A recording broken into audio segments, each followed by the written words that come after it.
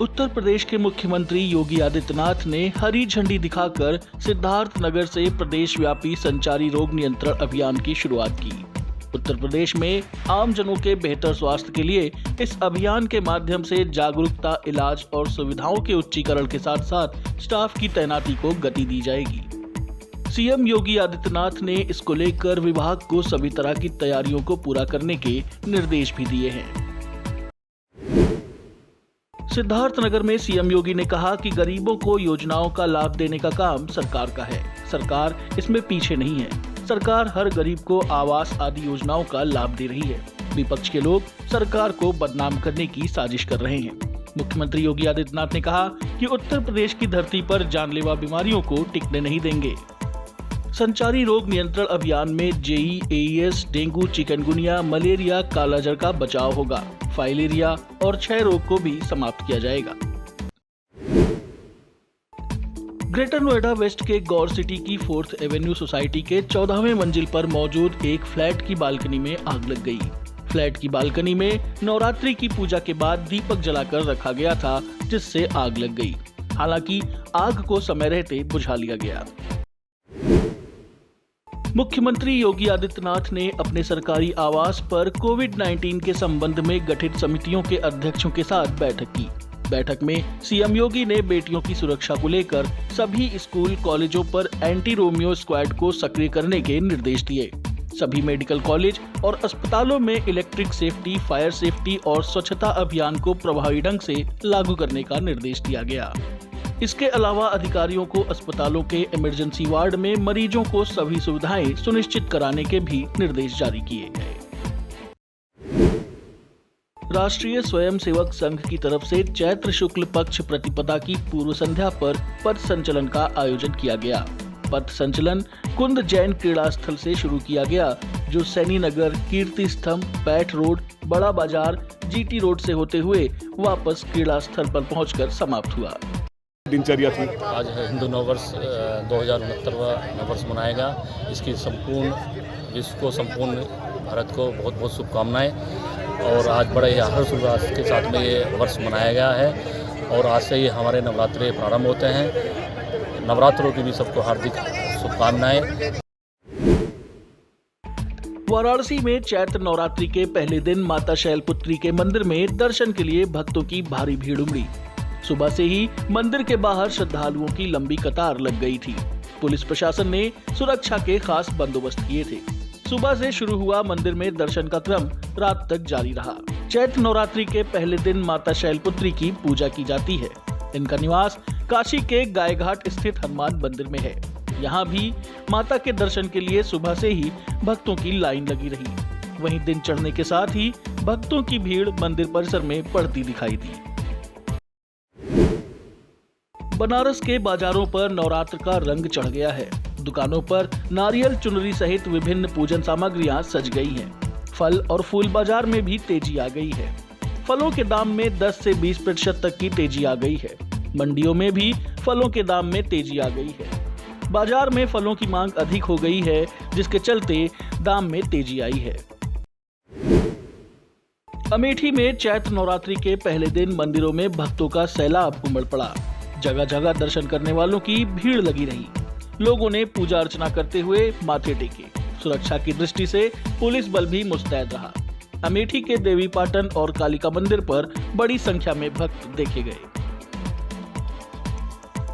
ये अमेठी नगरवासी नहीं बल्कि पूरे जनपद का सिद्धपीठ माता देवीपाटन माई का धाम है, जिसको बूढ़न भवानी के नाम से भी जाना जाता है। और अमेठी में किसी भी तरह का शुभ कार्य होता है तो अमेठी की जनता सबसे पहले यहाँ अपने चरण वंदन करके ही शुभ कार्य के लिए आगे बढ़ती है। और आज चैत्र नवरात्र में 2 साल के बाद जो है दर्शनार्थियों को मौका मिला है। कोविड प्रोटोकॉल के तहत दर्शन जो है यहाँ हो रहा है और बहुत अच्छे दर्शन, बहुत बड़ी मान्यता है। माता जी सबका कल्याण करती हैं और ये उत्साह की बात यह है कि प्रोटोकॉल सारे खत्म हो गए हैं कोविड के। यूक्रेन से लौटे एमबीबीएस के छात्र छात्राओं ने केंद्रीय मंत्री डॉक्टर संजीव बालियान से मुलाकात की। छात्र छात्राओं के भविष्य को ध्यान में रखते हुए देश के ही मेडिकल कॉलेजों में उचित वातावरण में शिक्षा ग्रहण करने की सुविधा उचित शुल्क पर प्रदान करने की व्यवस्था कराने की मांग की। छात्र छात्राओं ने कहा कि यूक्रेन में शिक्षण के सभी स्तरों पर पढ़ रहे बच्चों का भविष्य अब खतरे में नजर आने लगा है, क्योंकि अगर युद्ध बंद भी हो जाता है तो भी व्यवस्था पटरी पर आने में सालों लग जाएंगे। ऐसी परिस्थिति में वहां पढ़ाई संभव नहीं है। अमेठी पुलिस अमेठी में चोरी की वारदातों पर लगाम लगा पाने में नाकामयाब साबित हो रही है।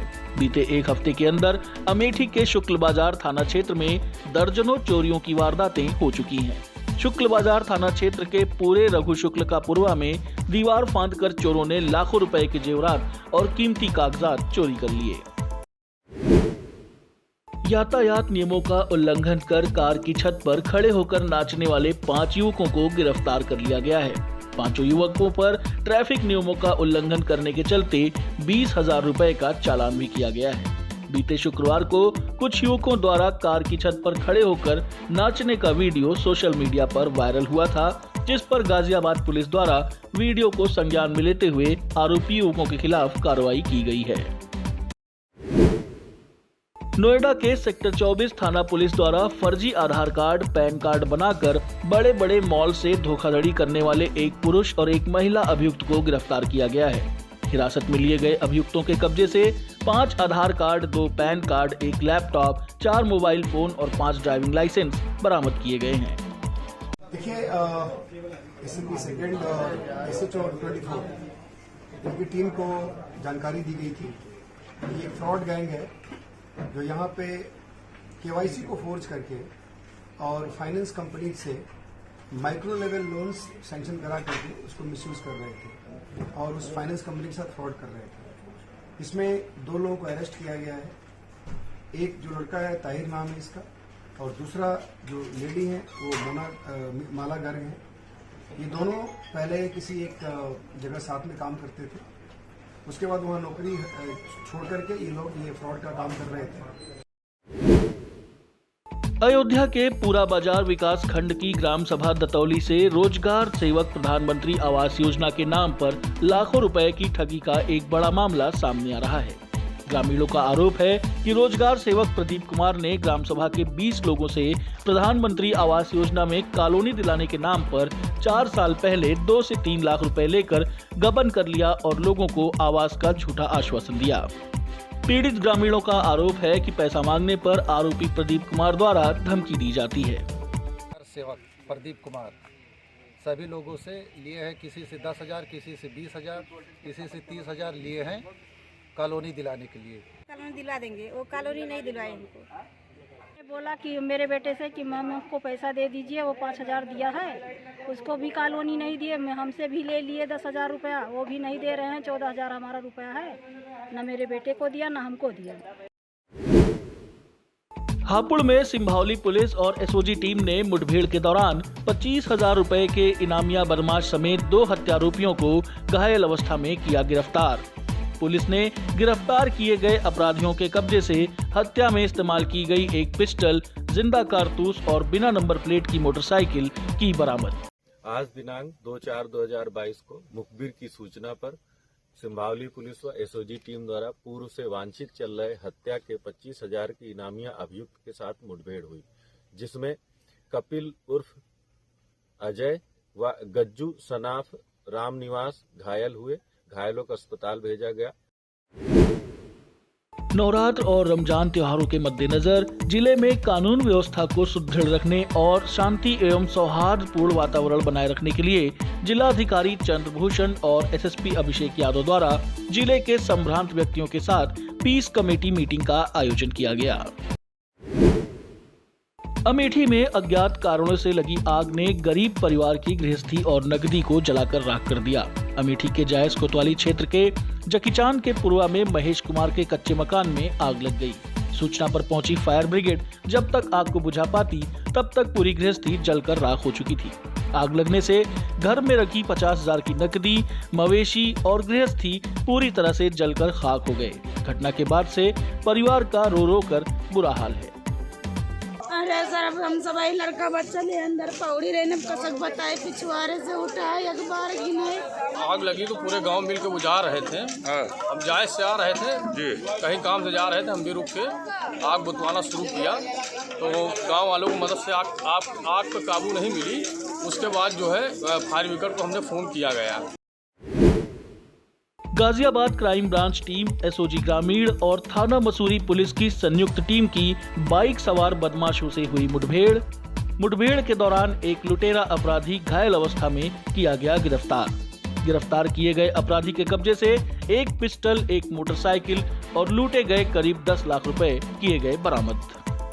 से लगभग 22 लाख रुपए तमंचे के बल पर उनसे छीन लिए गए थे और वहां पर कुछ राउंड फायरिंग भी हुई थी, जिसके उपरांत इस घटना के बाद से तत्काल हमारी टीमें लग गई थी और जिन्होंने ये घटना करी थी उनके पीछे हम लोग लगे हुए थे।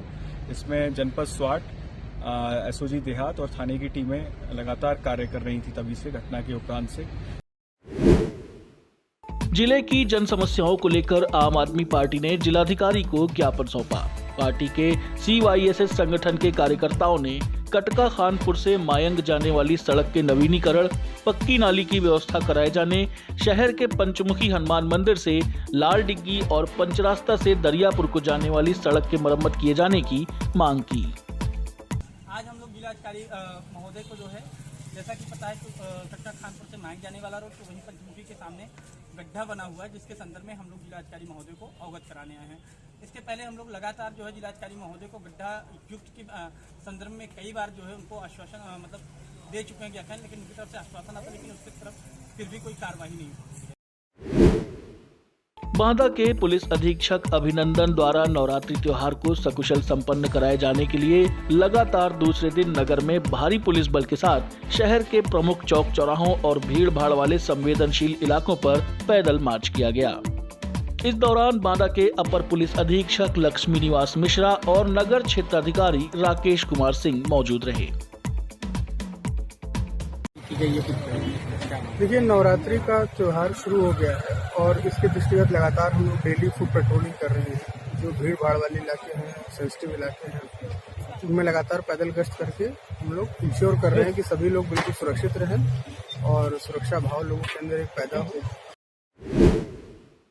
नवरात्रि के दृष्टिगत जिले में शांति और कानून व्यवस्था बनाए रखने के लिए प्रयागराज पुलिस द्वारा नगर के प्रमुख चौराहों, बाजारों और सभी सार्वजनिक स्थानों पर पैदल गश्त की गई और संदिग्ध व्यक्तियों और वाहनों की सघन चेकिंग भी की गई।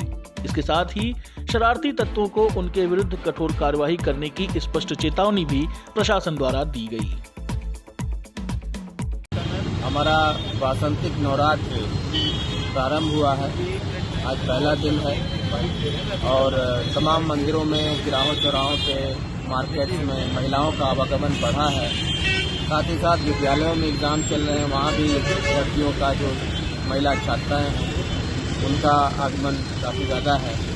उसके मद्देनज़र महिला सुरक्षा पर विशेष ध्यान देते हुए हमारे जिला प्रयागराज में हमारी सभी पुलिस टीमें बहुत सक्रिय हो गई हैं।